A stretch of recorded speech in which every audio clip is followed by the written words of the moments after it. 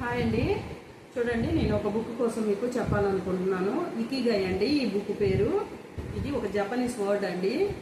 దీని పర్పస్ ఏంటనేది చాలామందికి తెలుస్తుంది, బట్ అయినా నేను చెప్తాను. ఇది చూడండి, ఇకిగై అన్నందుకు దీనికి కానీ ఈ డయాగ్రామ్ అండి. ఇది చూడండి, ఈ బొమ్మ.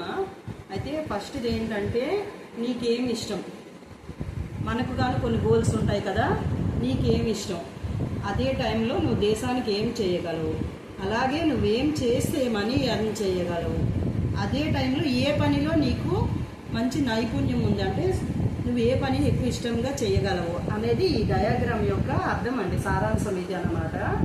అయితే దీంట్లోని దీని తలక సారాంశం అంతా ఇందులో ఈ బుక్లో ఉందండి. ఈ బుక్ యాక్చువల్గా మా పాప చదువుతుంది, తనలో తీసుకుని 1 or 2 pages నేను చదివాను అంతవరకని. అయితే ఇంగ్లీష్ బాగా చదవగలిగిన వాళ్ళు చదువుకోవచ్చు దీన్ని, చాలా బాగుంటుంది. పిల్లలకి పెద్దలకి ఎవరికైనా యూజ్ అవుతుందండి. బుక్స్ చదవడం అనేది చాలా మంచి అలవాటు ఇది. నెక్స్ట్ ఏంటంటే, నేనేం చెప్పాలనుకుంటున్నానంటే, మెయిన్ ఏంటంటే బుక్ చెప్పడానికి కాదంటే, మనకు కొన్ని ప్రతి మనిషికి కూడా ఇష్టాలు అంటూ ఒకటి ఉంటాయండి.